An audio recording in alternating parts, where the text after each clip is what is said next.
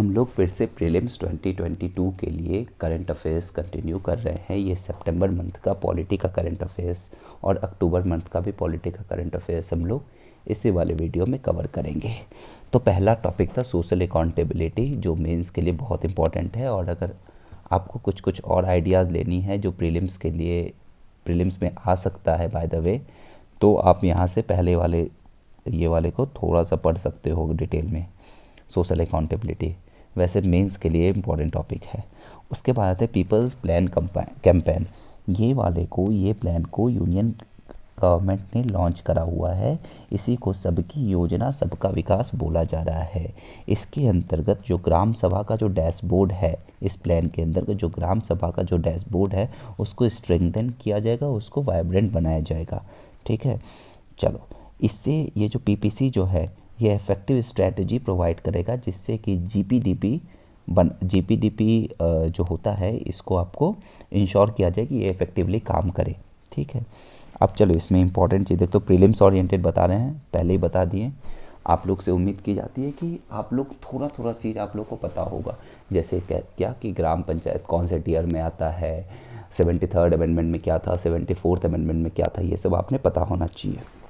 चलो अब आता है आर्टिकल 243G के अंतर्गत कॉन्स्टिट्यूशन जो है ग्राम पंचायत को मैंडेट प्रोवाइड करता है कि वो प्रिपेयर और इम्प्लीमेंट कर सके जीपीडीपी को for economic development and social justice. ठीक है, ये आपने पता चल गया। ठीक है, तो आर्टिकल क्या चीज़ पता चला आपको, आर्टिकल 243G के बारे में।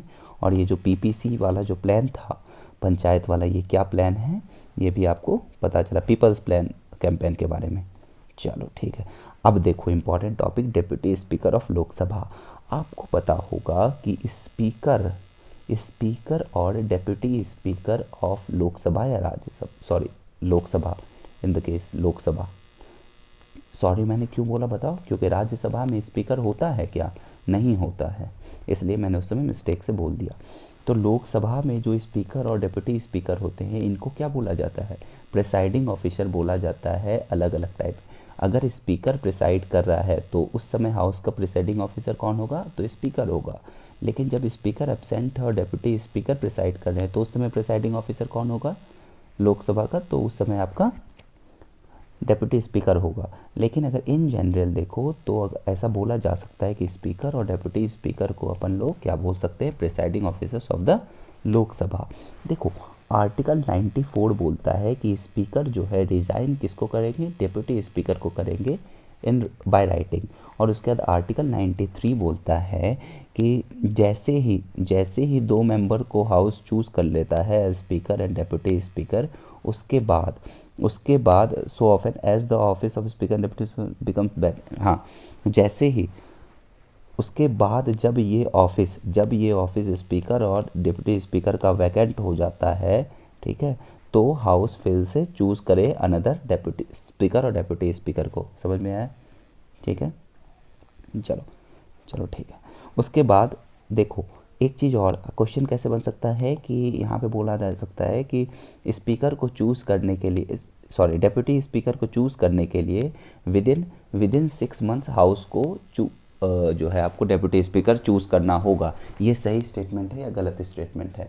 तो आपको पता होना चाहिए कि ये स्टेटमेंट गलत है, क्योंकि कोई टाइमलाइन नहीं प्रोवाइडेड है इलेक्शन का। ठीक है, जिसके अंतर्गत जो कि डेट फिक्स करता है कि डेप्यूटी स्पीकर इतने दिन के अंदर इलेक्ट हो जाना चाहिए। चलो ठीक है, अब देखो कुछ जो रूल्स एंड प्रोसीजर्स होते हैं वो हाउसेस के भी होते हैं। ज़रूरी नहीं है कि सब कुछ कॉन्स्टिट्यूशन में आपका मेंशन्ड हो। कुछ रूल्स एंड प्रोसीजर्स जो हाउस के चल रहे हैं उसके अंतर्गत भी कुछ आपका डिसीजंस होता है जो लिए जाते हैं। जैसे रूल 8 जो है, rules of procedures and conduct of business in Lok Sabha, ये जो है स्पीकर पे छोड़ देता है कि स्पीकर अपने हिसाब से कोई भी डेट को फिक्स कर सकता है for holding the election of deputy speaker. उसी तरह से रूल 9 बोलता है कि 10 मेंबर का पैनल होना चाहिए चेयरपर्सन का, nominated by speaker to preside over the house in the absence of speaker and deputy speaker. मतलब क्या कि रूल 9 के हिसाब से 10 मेंबर का पैनल ऑफ चेयरपर्सन्स बनाओ, जो कि चेयर करेगा, इसमें से कोई भी चेयर कर सकते हैं या प्रिसाइड कर सकते हैं इन द केस जब स्पीकर और डेप्यूटी स्पीकर नहीं रहेंगे। समझ में आ गया? बहुत अच्छी बात है। चलो ठीक है। उसके बाद आपका आता है न्यूज़ इन शॉर्ट्स। देख लो, आपको amendment in all India services, amendment in all India services conduct rules 1968। देखो, इसके अंतर्गत जो है तुम्हारा ये जो अमेंडमेंट है ये IAS IPS और IFOS, देखो आपको पता होगा 3 सर्विसेज ऑल इंडिया सर्विसेज है। कौन कौन सी? IAS IPS और IFOS है। ये IFOS मतलब इंडियन फॉरेस्ट सर्विस वाला, फॉरेन सर्विस नहीं, इंडियन फॉरेस्ट सर्विस का बात किया जा रहा है। ठीक है। अब जो ये अमेंडमेंट है इन तीनों ऑफिसर्स को अलाउ करता है कि वो रिटेन कर सकें गिफ्ट्स को जो कि रिसीव किया गया है, receive from foreign dignitaries while being members of the Indian delegation. और भी कुछ कुछ कंडीशंस है, यहाँ पे पढ़ना होगा तो पढ़ लेना। उसके बाद है PM केयर्स फंड के बारे में। देखो, PM केयर्स फंड में जो पैसा आता है, PM केयर्स फंड में जो पैसा आता है वो कंसोलिडेटेड फंड ऑफ इंडिया में नहीं जाता है। याद रखना पहला पॉइंट क्या, PM केयर्स में जो पैसा आता है वो कंसोलिडेटेड फंड ऑफ इंडिया में नहीं जाता है। और इसी में लिखा हुआ, यही चीज़ लिखा हुआ, is not a government fund. ऐसा सेंटर ने इन्फॉर्म करा था दिल्ली हाई कोर्ट को। बहुत बढ़िया। चलो, अब PM केयर्स का मेंबर्स और चेयरमैन के बारे में देख लो, चेयरपर्सन के बारे में देख लो। PM केयर्स का चेयरपर्सन PM होते हैं, जो कि ex officio chairman, ex officio chairman chairperson कौन है इनके? तो PM है। और कौन कौन मेंबर है? तो minister of defence, minister of home affairs, minister of finance. ठीक है, ये आपको पता होना चाहिए। Defence, minister of defence, minister of home affairs और मिनिस्टर ऑफ फाइनेंस, ये तीनों मेंबर हैं। और चेयरपर्सन कौन है? तो प्राइम मिनिस्टर है। बहुत बढ़िया। उसके बाद देखो, एन इंस्टीट्यूशंस, ये वाला स्टेटमेंट ही एक तरह से याद कर लेना। An institutions right to government and an institutions right to government aid is not a fundamental right. समझ में है? ठीक है, जो इंस्टीट्यूशन का जो राइट है कि उनको गवर्नमेंट का एड मिले, ये उनका फंडामेंटल राइट है। ये किसके द्वारा बोला गया है? तो सुप्रीम कोर्ट के द्वारा बोला गया है। यहाँ पे आर्टिकल 30 के बारे में आपको पता होगा, रीजनेबल रेस्ट्रिक्शन सब के बारे में बात करा गया है। इसको डिटेल में देखना होगा तो इसको भी डिटेल में देख लेना। यहाँ पे भी दिया हुआ है कुछ कुछ, आर्टिकल 32 के बारे में भी दिया हुआ है, एक बार पढ़ लेना। ये तुम्हारा एजुकेशनल इंस्टीट्यूशन सब के बारे में दिया हुआ है, डायरेक्टली यहाँ पे दिया हुआ है। चलो, उसके बाद मेघालय, ये जो मेघिया है, Meghalaya enterprise architecture project launch, ये इसलिए इम्पॉर्टेंट हो जाता है क्योंकि मेघालय जो है ये फर्स्ट स्टेट बना है इंडिया में, फर्स्ट स्टेट बना है to implement India enterprise architecture as Meghalaya. ठीक है, अब ये क्या है यहाँ से पढ़ना होगा तो पढ़ लेना। ये एक्चुअली फ्रेमवर्क है जो इनेबल करता है development and implementation of enterprise architecture independently and in parallel by all governments and their agencies across India. ये कौन सा स्टेट्स है जो ये वाला इंटरप्राइज ये को कौन करेगा? तो मेघालय करेगा, सबसे पहला स्टेट है जो इम्प्लीमेंट कर रहा है। बहुत बढ़िया बात है। चलो, ये हो गया आपका सितंबर मंथ का। अब अक्टूबर का जल्दी जल्दी हम लोग देख लेते हैं। चलो, अक्टूबर में कुछ हैं तो ये भी देख लो। CBI versus states. पहले देखो, समझो एक चीज़। आर्टिकल 131 जो है कॉन्स्टिट्यूशन का, ये ओरिजिनल जुरिस्डिक्शन प्रोवाइड करता है। आपको पता होगा अलग अलग टाइप के जुरिस्डिक्शंस होते हैं हायर कोर्ट्स के पास, जैसे ओरिजिनल जुरिस्डिक्शन हो गया और आपका बहुत सारे जुरिस्डिक्शंस है। ठीक है, ये सब चीज़ आपने पता होना चाहिए। चलो, ओरिजिनल जुरिस्डिक्शन है, एपिलेट जुरिस्डिक्शन बहुत है। ठीक है, अब आता है article 131 deals with the original jurisdiction of the supreme court. इसके अंतर्गत क्या है? ये जो है सुप्रीम कोर्ट, ये डिस्प्यूट देखता है between centre and the state. किसके किसके बीच में डिस्प्यूट? सेंटर एंड स्टेट के बीच का डिस्प्यूट हो गया, या एक स्टेट और दूसरे स्टेट के बीच का जो डिस्प्यूट होता है ये किसके द्वारा देखा जाता है? आर्टिकल 131 के द्वारा। 131 में मेंशन है, ये किसके द्वारा देखा जाएगा ये वाला डिस्प्यूट? तो ये डिस्प्यूट देखा जाएगा सुप्रीम कोर्ट के द्वारा। चलो ठीक है, आर्टिकल 131 समझ में आ गया आपको। उसके बाद CBI के बारे में देख लो। CBI एक तरह का नॉन स्टैट्यूटरी बॉडी है, ये स्टैट्यूटरी बॉडी नहीं है, याद रखना चाहिए आपको। याद रखना क्या है कि सीबीआई एक स्टैट्यूटरी बॉडी नहीं है, not a statutory body. Statutory body क्या होता है, कॉन्स्टिट्यूशनल बॉडी क्या होता है, non constitutional body. Statutory body और नॉन स्टैट्यूटरी बॉडी क्या होता है पता है ना। देखो, स्टैट्यूटरी बॉडी होता है जब कोई भी बॉडी एक्ट के द्वारा बनाया जाता है। फॉर एग्जांपल एनएचआरसी, एनएचआरसी को आप देखोगे, एनएचआरसी का एक एक्ट था जिसको पार्लियामेंट ने पास करा, ठीक है, पार्लियामेंट के से पास हुआ, उसके बाद फिर से ये बॉडी बना था।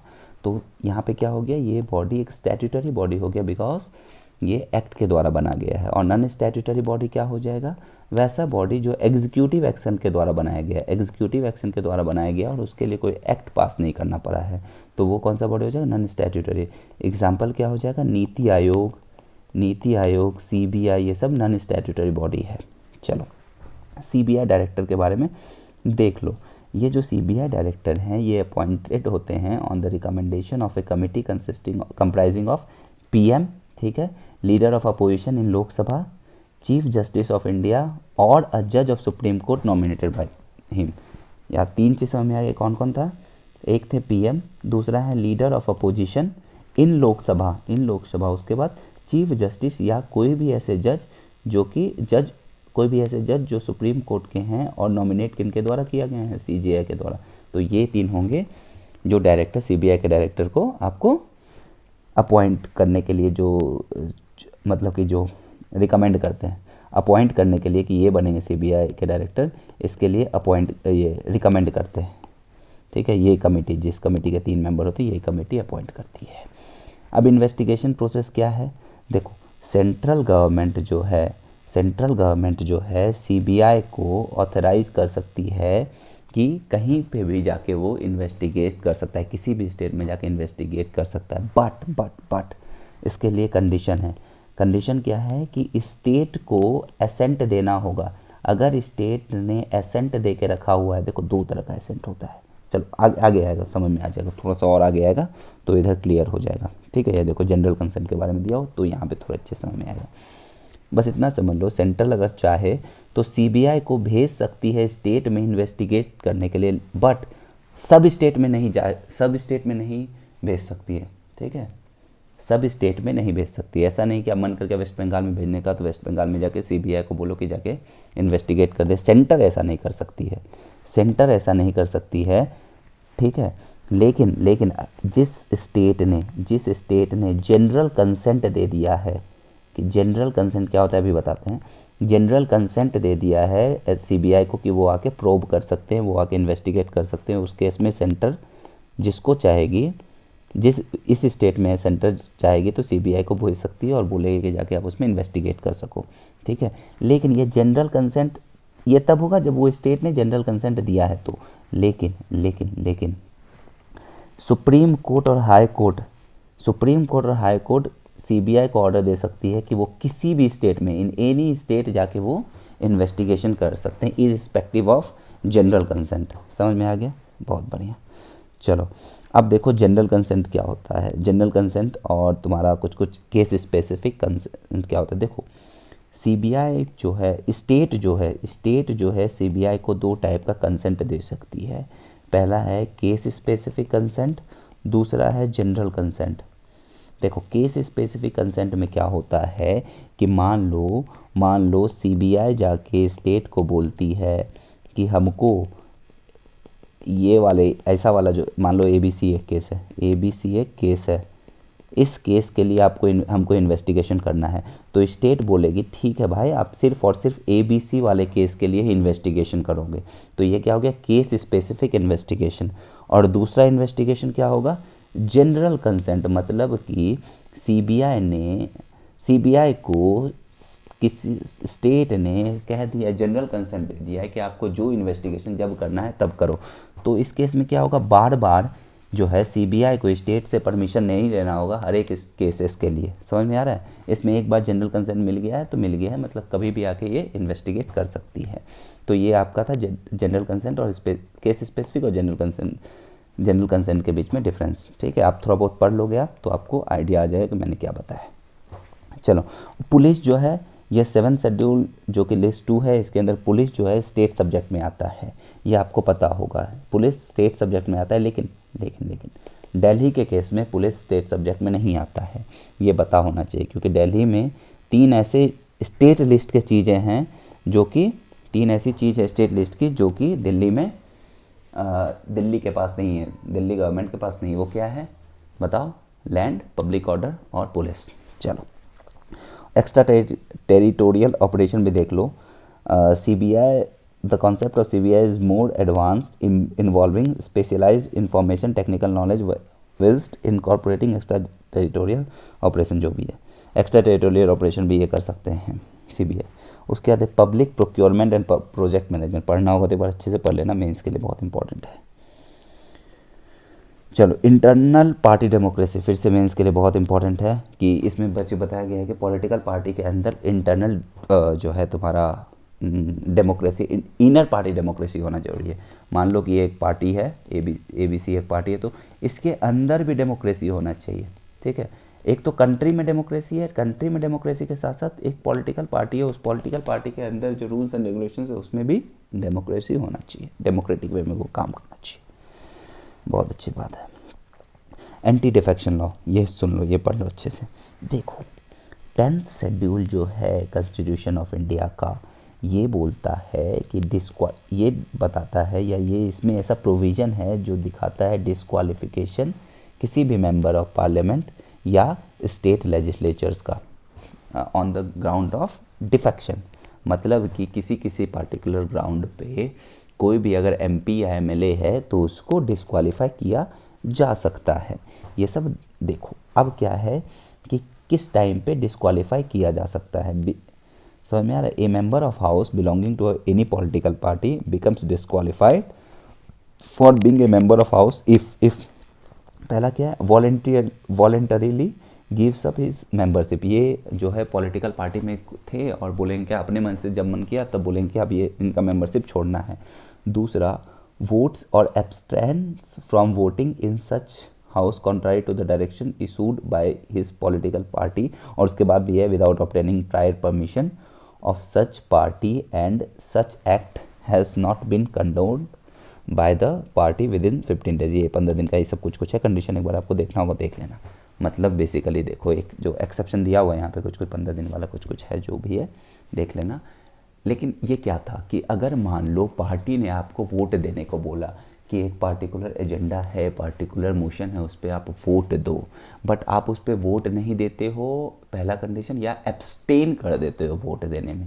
एब्सटेन मतलब क्या हुआ, ना तो हम प्रो में बोलेंगे ना तो हम अगेंस्ट में बोलेंगे, तो इस केस में भी आपके अगेंस्ट आपके साथ डिस्क्वालिफिकेशन किया जा सकता है। उसके बाद क्या है, जब इंडिपेंडेंट मेंबर जो इलेक्ट होके आया है हाउस में, वो डिस्क्वालीफाई हो जाता है जब वो पॉलिटिकल पार्टी को ज्वाइन कर लेता है आफ्टर सच इलेक्शन। और उसके बाद नॉमिनेटेड मेंबर को डिस्क्वालीफाई किया जा सकता है तब जब वो कोई भी पॉलिटिकल पार्टी को ज्वाइन कर लेता है after the expiry of 6 month, 6 month के बाद वो किसी भी पॉलिटिकल पार्टी को ज्वाइन कर लेता है, तो भी in this case also he is disqualified, he or she is disqualified. तो समझ में आया आप लोगों को कि किस किस कंडीशन में डिस्क्वालीफाई होगा, इंडिपेंडेंट मेंबर कब डिस्क्वालीफाई होगा, नॉमिनेटेड कब होगा, ये सब आपने पता चल गया होगा।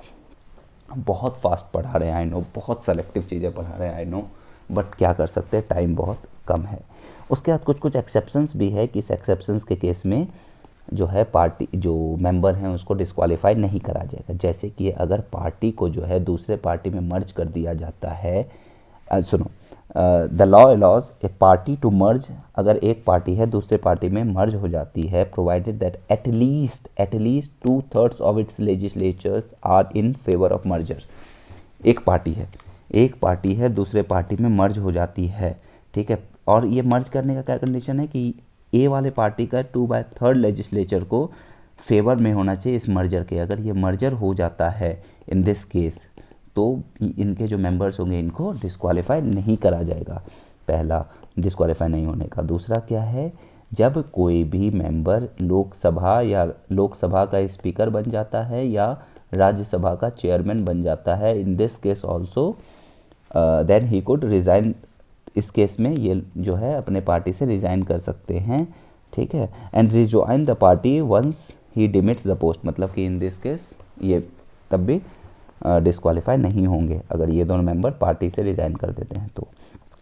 It must be noted here the provision 10th schedule pertaining to exception from disqualification in case of split by 1/3 members of legislatures party has been deleted। अच्छा ये बात है कि ये जो डिलीट किया गया है प्रोविजंस, अगर देखना होगा तो देख लेना कि किस प्रोविजंस को डिलीट करा गया है थ्रू 91st अमेंडमेंट एक्ट। बहुत बढ़िया। चलो उसके बाद डिसाइड कौन करता है, अगर कोई भी क्वेश्चन आता है विद रिस्पेक्ट टू डिस्क्वालिफिकेशन, मान लो ए मेंबर था, ए मेंबर को डिस्क्वालीफाई करना है on the basis of 10th schedule के प्रोविजंस, तो ये डिसाइड कौन करेगा कि जो क्वेश्चन है डिस्क्वालिफिकेशन से रिलेटेड, क्वेश्चन है डिस्क्वालिफिकेशन से रिलेटेड, ये डिसाइड कौन करेगा, तो ये डिसाइड करेंगे presiding officer of the house. ठीक है, any question regarding disqualification arising out of the defection is to be decided by the presiding officer of the house. समझ में आ गया? चलो बहुत अच्छी बात है। उसके बाद रूल मेकिंग पावर किसको दिया गया है, इसमें भी presiding officer of the house को दिया गया है कि वो रूल्स बना सकते हैं to give effect to the provisions of the 10th schedule. बहुत बढ़िया, तो एंटी डिफेक्शन लॉ अपने समझ में आ गया। उसके बाद न्यूज़ इन शॉर्ट्स देख लो। Furlough sorry for the pronunciation, जो क्या करते हैं प्रोनाउंसिएशन पता नहीं, furlough not prisoners right says Supreme Court. अब यहाँ पे परोल और फरलॉफ के बीच में डिफरेंस पता होना इम्पॉर्टेंट है। देखो पहले तो परोल और फरलॉफ ये दोनों जो कंडीशन है ये एक तरह का शॉर्ट टर्म टेम्पररी रिलीज है। अगर कस्टडी में कोई आदमी है तो शॉर्ट टर्म रिलीज़ के लिए ये दोनों प्रोविजंस यूज़ किए जाते हैं कि शॉर्ट टर्म टेम्पररी रिलीज़ करा जाए। कस्टडी में है और उसको टेम्पररी शॉर्ट टर्म रिलीज़ करना है तो ये दोनों कंडीशन यूज़ किए जा सकते हैं। ठीक है, बहुत अच्छी बात है। अब देखो परोल जो है ये जो प्रिजनर को ग्रांट करा जाता है to meet a specific exigency, किसके लिए, टू मीट अ स्पेसिफिक चीज़ के लिए, स्पेसिफिक एक्सीजेंसी।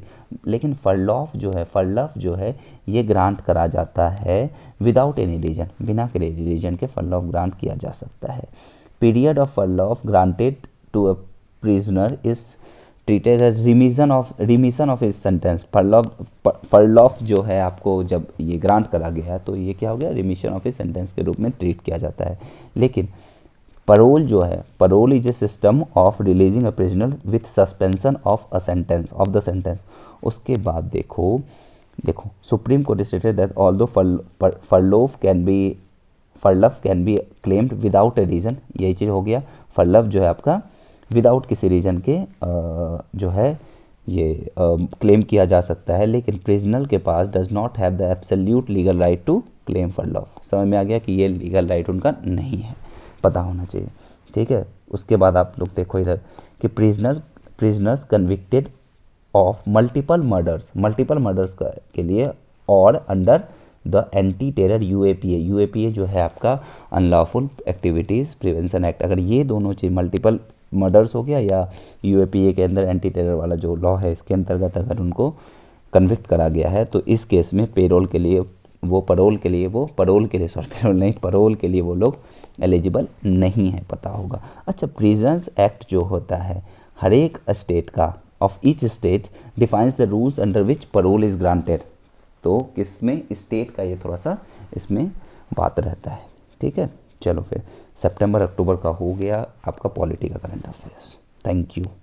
और अगर कुछ डिटेल्स वगैरह थोड़ा बहुत चाहिए होगा तो आप लोग हमारे टेलीग्राम ग्रुप को ज्वाइन कर सकते हो, लिंक डिस्क्रिप्शन बॉक्स में दे दी जाएगी। Thank you.